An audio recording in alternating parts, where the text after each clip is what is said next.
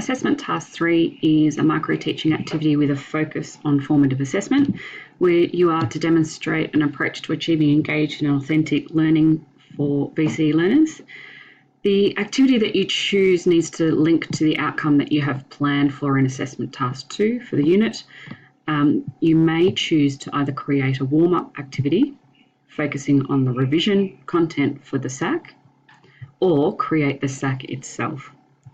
So initially in class, in your specialisation groups, you will create a visual map of the overall approach to the SAC assessment task and any supporting revision activities leading up to the SAC, which would include what experiences and learning outcomes that you're looking for and the students will undertake, as well as any initial ideas for catering for engagement and differentiation.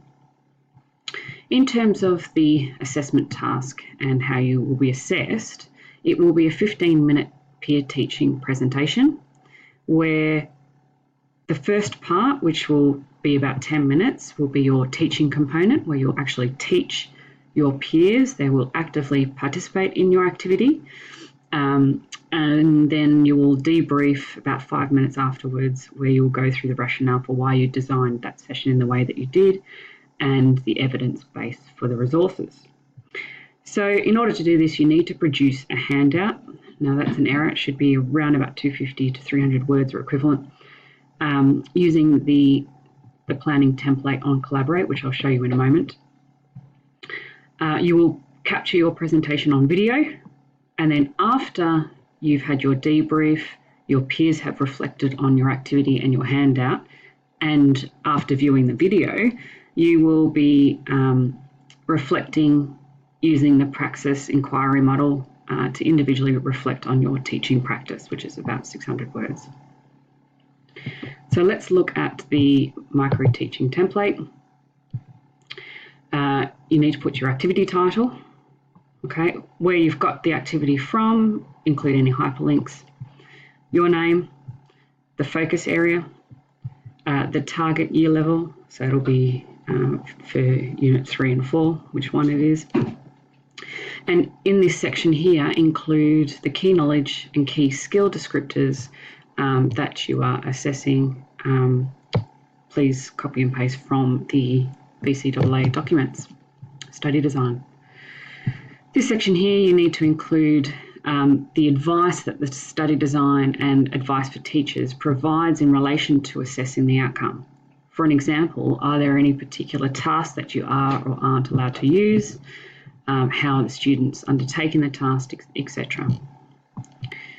Outcomes for this session. So at the completion of the session, your colleagues should, and what are the ideas that you're portraying here? What should they have completed, etc.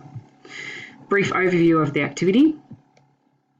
What are you going to do and how exactly will you be doing this so that someone else can take your activity, take these instructions and teach it in your place.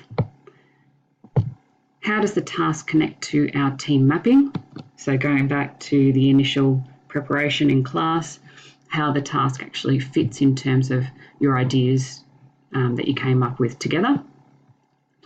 And what is the evidence base for this approach? So connect to HITS, E5, etc. And then any references. Okay. So that's the handout that you'll supply to your colleagues.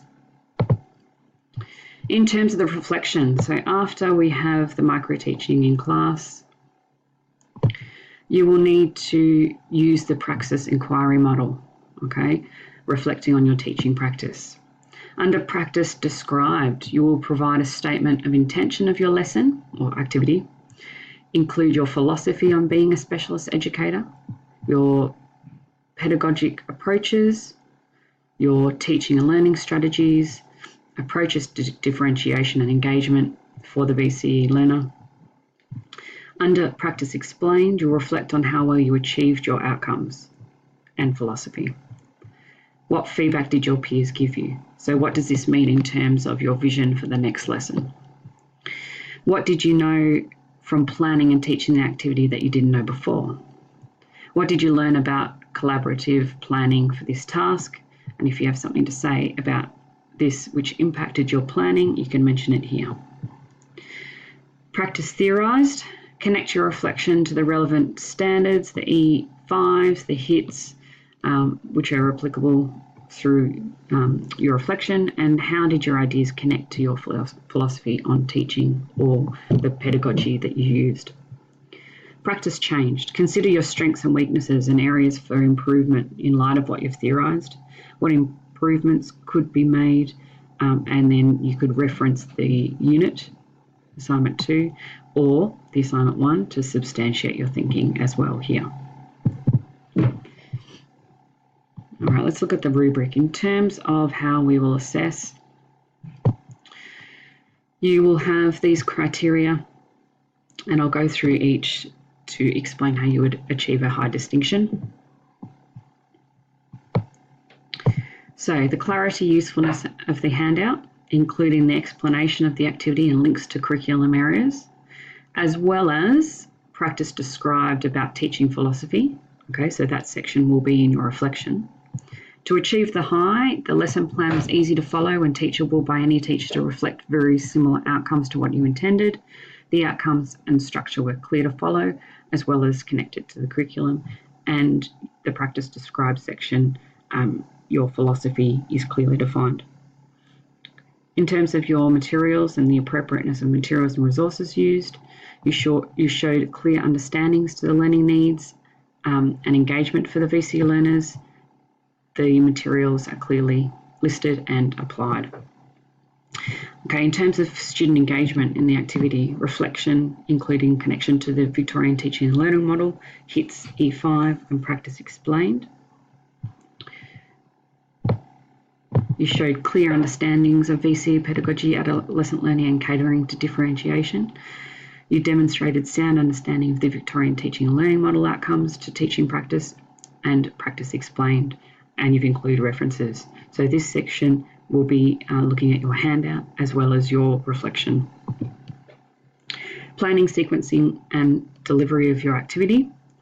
You displayed excellent planning, sequence and delivery of the activity, and the formative/summative assessment measures are very clear.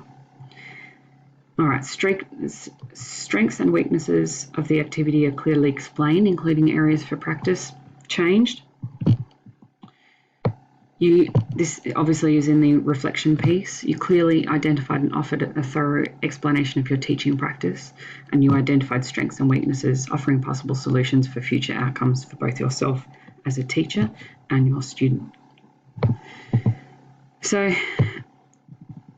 as an overview, you will have a clear explanation of your activity. The activity is effective and authentic in your area of curriculum. You've considered very high levels of student engagement. You have appropriate materials and resources. You've thought about planning and appropriate sequencing, and you've considered use of academic references, appropriate reflection, and identification of areas for improvement for future teaching practices and experiences.